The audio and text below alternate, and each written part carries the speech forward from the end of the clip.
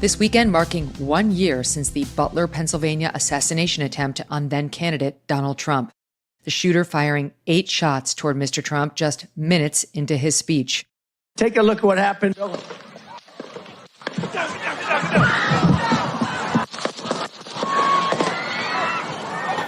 Wait. President Trump pumping his fist in the air, shouting, "Fight, fight, fight." In recent news, Fox News host Megyn Kelly dives deep into the fallout from the near assassination attempt on Donald Trump in Butler, Pennsylvania, exposing shocking failures and cover-ups by the Secret Service. Meanwhile, Texas politics heat up as rising star Jasmine Crockett eyes a Senate run, and a new book reveals how Vice President Clay Harris's gut VP pick may have cost Democrats the 2024 election. Let's break this down together. Crowd, later saying he wanted everyone to know he was okay.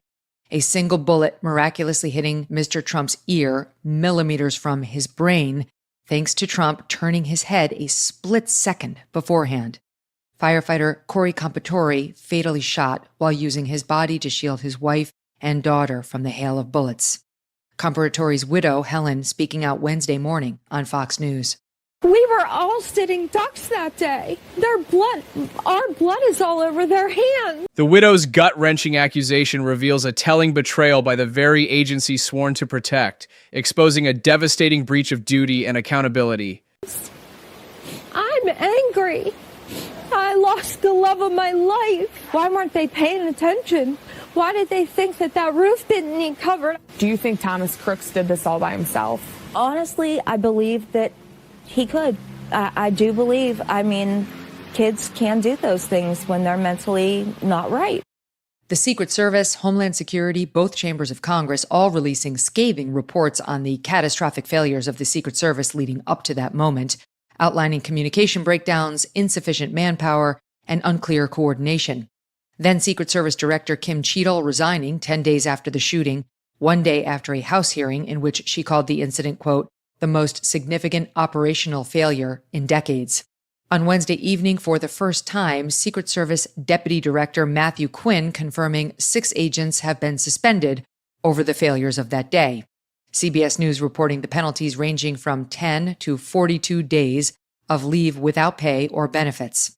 Quinn, handpicked by Trump-appointed Secret Service Director Sean Curran, telling CBS, quote, "We aren't going to fire our way out of this. We're going to focus on the root cause and fix the deficiencies that put us in that situation." More from that interview. Has the Secret Service done enough? What's the answer? The answer is that Secret Service is totally accountable for Butler. Butler was an operational failure, and we are focused today on ensuring that it never happens again and executing our strategic plan to increase technology, to improve communications, to make sure our personnel are well-trained, equipped, and deployed. In a 1 year later update released on Thursday, the Secret Service announcing it is instituting sweeping reforms and emphasizing the importance of accountability. However, Real Clear Politics national political correspondent Susan Crabtree reporting Thursday, quote, "Key supervisors who signed off on the Butler security plan and 2 who were working on the final walkthroughs before the rally were never disciplined, but instead received big promotions." This stark contrast between the punished and the promoted highlights systemic hypocrisy and crippled morale at the Secret Service's highest levels. Going on to report that, quote, "rank-and-file agents are incensed over the decision not to hold the supervisors accountable, further sinking already low morale," end quote. We reached out to Secret Service for comment on this reporting. They referred us back to their 1 year update. Democrat Congresswoman from Texas, Jasmine Crockett, not ruling out a Senate run after 2 new polls show her leading the pack in a hypothetical Democrat primary. In a poll first obtained by the Daily Caller, the National Republican Senatorial Committee, surveying 566 likely Democrat primary voters in Texas, finding Ms. Crockett leading with 35% support, followed by former NFL player Colin Allred, who just lost a race for Senator Ted Cruz's seat last year by over 8 points at 20%. Perpetual election loser Beto O'Rourke tying Congressman Joaquin Castro for 3rd place at 13%. Republican Senator John Cornyn, currently occupying the seat, is up for re-election in November 2026. A University of Texas at Tyler poll released last month asking Texas Democratic voters who, quote, most closely shares your values. Congresswoman Crockett leading with 30%, O'Rourke at 29%, Allred at 28%, Congressman Castro at 13%. Many on the left viewing Congresswoman Crockett as a rising star within the Democrat Party since taking office in 2023, quickly becoming known for her fiery rhetoric and confrontational approach to politics. You randomly kidnapping folk and you throwing them out of the country against their civil rights, against their constitutional rights. If there's anyone that I am concerned about their mental acuity, it is the current occupant. Violence doesn't come from Democrats, just to be clear. I mean, obviously anyone can be a criminal, but it is MAGA. Instead of publicly calling us the N-word, they use racist epithets and suggest that we're ghetto or unqualified. We in these hot-ass Texas streets, honey. Y'all know we got Governor Hot Wheels down there. Come on now. That last reference to wheelchair-bound Texas Governor Greg Abbott. She claimed the nickname was due to him busing migrants out of the state. Sure. In the upcoming election, Democrats aiming to flip a seat held by Republicans since 1961. Congresswoman Crockett on Wednesday on Instagram reacting to speculation on whether she may run. There have been a lot of questions about what's going to happen in the Senate race in Texas. There have been 2 different polls that have come out that have somehow thrown my name into them. And one of them was released today that the Republicans put into the field, the Republican Senate Committee, allegedly. And allegedly it has me as topping the field for the Senate. Listen, I have been so busy in the House, because that's where I am. That's been my focus. Depending on how many people reach out will determine if there's something to actually consider. But as of now, I am proudly serving Texas 30th Congressional District. It's going to take a lot to flip this state. And if there is a change of heart at any point in time on my end, it will only be because I truly believe that we collectively can get this done.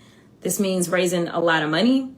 It means traversing a very, very, very large state. It means connecting and meeting people where they are in a very short amount of time. Blaze TV host Stu Burgier posting on X, quote, "There's nobody better."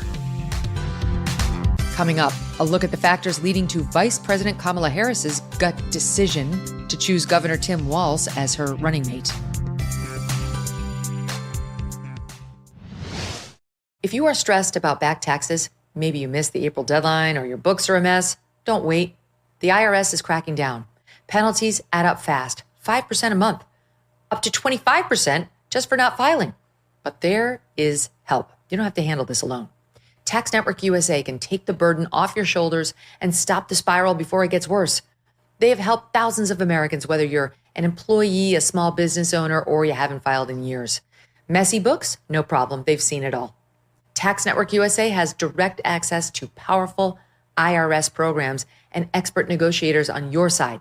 You'll get a free consultation, and if you qualify, they may even be able to reduce or eliminate what you owe. More importantly, they will help protect you from wage garnishments or bank levies. So don't wait for the next IRS letter. Call 800-958-1000 or visit tnusa.com/Megan to talk to a real expert at Tax Network USA. Take the pressure off. Let Tax Network USA handle your tax issues. A new book lifting the curtain on Vice President Kamala Harris's disastrous decision to choose Minnesota Governor Tim Walz as her 2024 running mate. Ms. Harris in September describing the selection process on MSNBC. And you are running for a job that takes extraordinary instinct and guts. Yeah. What's the last time you had to make a gut decision? This here is very prescribed. It's very controlled. Yeah. Probably the biggest gut decision I've made most recently is to choose my running mate. Yeah. There were lots of good, incredible candidates. And ultimately, that came down to a gut decision. Journalists Josh Dawsey, Tyler Pager, and Isaac Arnsdorf revealing the details behind that ill-fated gut decision in their new book, 2024, How Trump Retook the White House and Democrats Lost America. The final 3 candidates reportedly Governor Walz, Pennsylvania Governor Josh Shapiro, and U.S. Senator from Arizona and former astronaut Mark Kelly. The Harris campaign prioritizing appeal to rural voters in the decision, inviting the final 3 candidates to Vice President Harris's residence for final interviews. According to the book, when asked what they would like to drink, Senator Kelly and Governor Shapiro selecting water. Governor Walsh requesting Diet Mountain Dew, and that's what did it, people. This was reportedly a deciding factor in who should be a heartbeat away from the presidency. The absurdity of such a frivolous gut decision reportedly swaying a key VP pick underlines deep dysfunction and poor judgment at the highest echelons of Democratic leadership. This was her gut telling her he was the one. My God. As Governor Shapiro reportedly pushed VP Harris on what his role was going to look like, Governor Walsh reportedly offering up reasons why he should not be selected.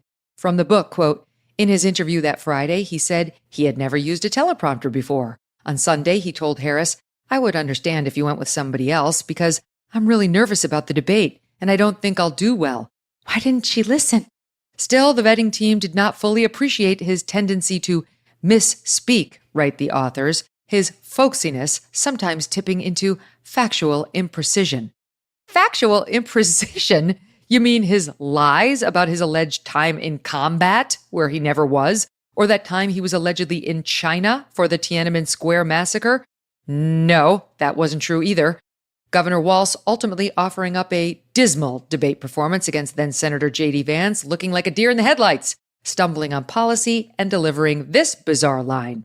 Governor, you previously opposed an assault weapons ban, but only later in your political career did you change your position. Why? Yeah, I sat in that office with those Sandy Hook parents. I've become friends with school shooters. I've seen it. Look, the NRA, I was an NRA guy for a long time. They used to teach gun safety. I'm of an age where my shotgun was in my car so I could pheasant hunt after football practice. That's not where we live today. Now, you can't say he didn't warn her. And his gaffes kept coming. Think about this. When I was a kid growing up in Nebraska, being gay was illegal, still technically illegal. Look, we get to turn the page on that, and I plan on waking up on November 6th with Madam President. And I've tried to do the best I can, but I've not been perfect, and I'm a knucklehead at times. Governor Walsh also spending much of the short-lived campaign defending his many past controversies rather than advancing her arguments. The Kamala Harris-Tim Walz ticket ultimately losing every single battleground state and the presidency, despite nearly $2 billion in total spending and gushing coverage by everyone in the establishment media. And that'll do it for your AM Update. I'm Megyn Kelly. Join me back here for the Megyn Kelly Show. Enjoy your Friday. A year later, the truth about the Butler assassination attempt remains raw punishments fell short while supervisors thrived. Meanwhile, a rising Texas Democrat hints at shaking the GOP stronghold amidst fiery rhetoric and deep divides. And behind the scenes, a bizarre VP pick process reveals priorities that cost Democrats the White House. This tangled web of failure, ambition, and flawed leadership demands scrutiny. Drop your take below. Who's really responsible?